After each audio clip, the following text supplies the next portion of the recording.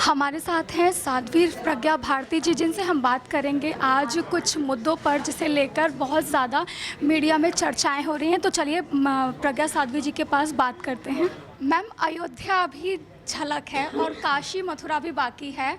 ये हिंदुओं में और मुस्लिमों में जो मंदिर और मस्जिद की लड़ाई है, आखिर कहाँ तक जाएगी? इसका क्या निष्कर्ष होने वाला है? देखिए रेनू, मुझे ऐसे लगता है कोई लड़ाई नहीं है। ये भारत के इतिहास की बात है, हमारा गौरवान्वित इतिहास है और इसमें कोई लड़ाई नहीं है। जो हमारा था हम वही मांग रहे हैं। हमने किसी के अधिकार की मांग नहीं की।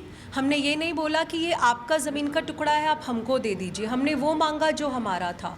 अगर हम अपने अधिकार की लड़ाई लड़ रहे हैं, अपने अधिकार की चीज़ मांग रहे हैं, दैट टू संविधान का रुख करते हुए, संविधान के दायरे में रहते हुए, तो इसमें कुछ भी गलत नहीं है। आप सभी जानते हैं कि हमारे देश में आक्रांता आए, आक्रांताओं ने हमले किए और किस तरीके से हमारे मंदिरों को ध्वस्त किया।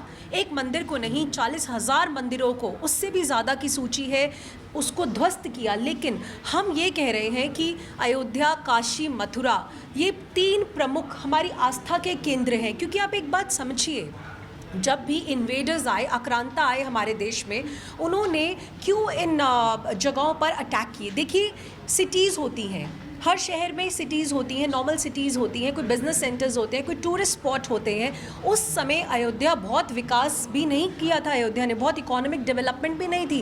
लेकिन अयोध्या, काशी, मथुरा पर क्यों हमले करके, हमारे मंदिरों को ध्वस्त करके वहाँ पर इन्होंने मस्जिद का निर्माण किया? क्योंकि वो जानते थे as the epicentre motherboards are the temples. उनको ये बात पता थी कि ये जो मंदिर है ये इनके आस्था के केंद्र, आस्था से ज़्यादा आपको पता है उस समय में जो मंदिर होते थे वो कल्चरल इंटीग्रेशन, एजुकेशन इंटीग्रेशन का केंद्र होता था। स्पिरिचुअल एस्पेक्ट सबसे आखिर में आता था वहाँ पर।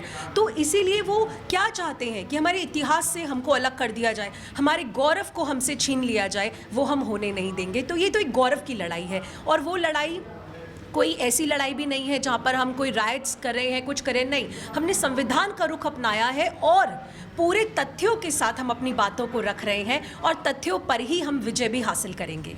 मैम, हिंदू राष्ट्र क्या 21वीं सदी हिंदू राष्ट्र की होगी? इसको लेकर आप क्या क्या कहते हैं? रेनू, देखिए, भारत एक बहुत ही संवेदनशील दौर से गुजर रहा है। संवेदनशील के साथ साथ देश में एक ऐसा माहौल आपको देखने को मिलेगा जहाँ पे भारत पूरे विश्व में जियोपॉलिटिकल लीडर बनकर भी उभर रहा है। तो ऐसे में जो भी आपने प्रश्न किया, एक बार आप रिपीट कर दो। ये जो 21वीं सदी है, जैसे भारत की सदी है, ठीक है। 21वीं सदी भारत की सदी ही है। मैं तो ये कहूँगी 21वीं सदी भारत की सदी है, क्योंकि अगर आप देखो पूरे विश्व में जितने भी टॉप टेक जायंट्स हैं उनको भारत लीड कर रहा है। हिंदू ओरिजिन भारतीय लीड कर रहे हैं। जब ब्रिटेन के प्रधानमंत्री सुनक यहाँ पर आते हैं तो वो अक्षरधाम मंदिर में जाते हैं। तो ये काफ़ी सारी चीज़ें हैं जिससे हमें बहुत कुछ समझ जाना चाहिए कि ये जो समय है, ये समय भारत का है, भारतवासियों का है। और ये समय है कि भारतवासी अपनी जो उनकी धरोहर है, जो ऐतिहासिक धरोहर है, उसमें गौरवान्वित महसूस करें।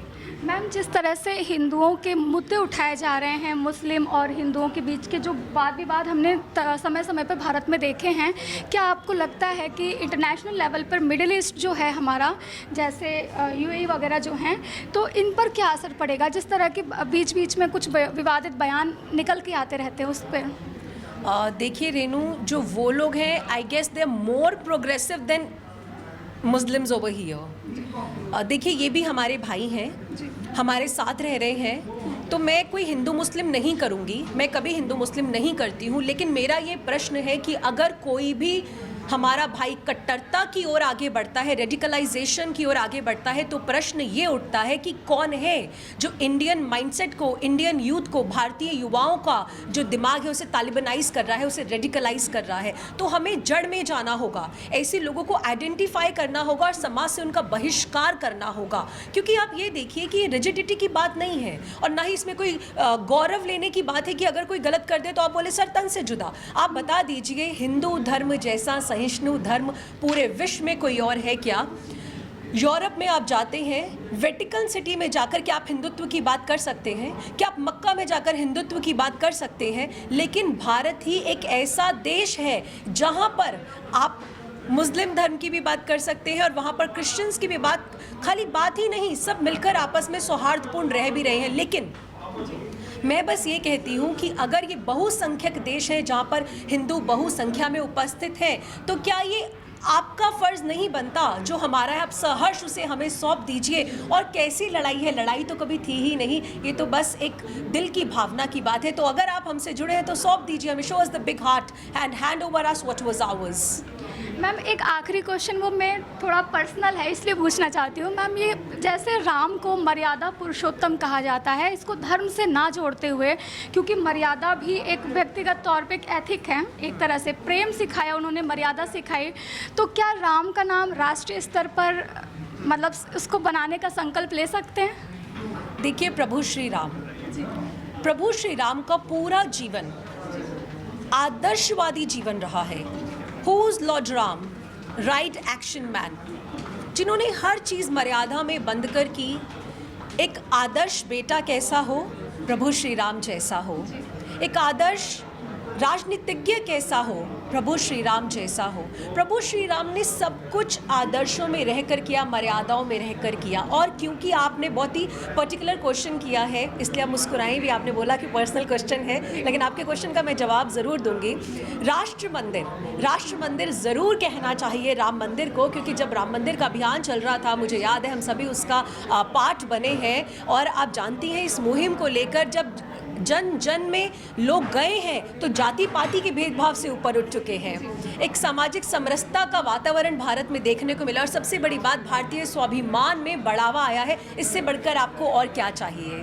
बहुत बहुत धन्यवाद मैम आपका। Thank you Renu, and once again congratulations and appreciations to the entire team of Prabha Sakshi on completing 22 years. आप लोग बहुत अच्छा काम कर रहे हैं और हार्दिक शुभकामनाएं, साधुवाद के पात्र हैं। आप इसी तरीके से निरंतर आगे बढ़िए और पत्रकारिता को नए मुकाम पर लेकर जाइए। Thank you. अगर आप भी लेना चाहते हैं देश दुनिया की तमाम जानकारी तो आज ही सब्सक्राइब करें हमारे चैनल को। साथ ही नीचे दिए बेल आइकन को जरूर दबाएं ताकि हर अपडेट आप तक पहुंच सके।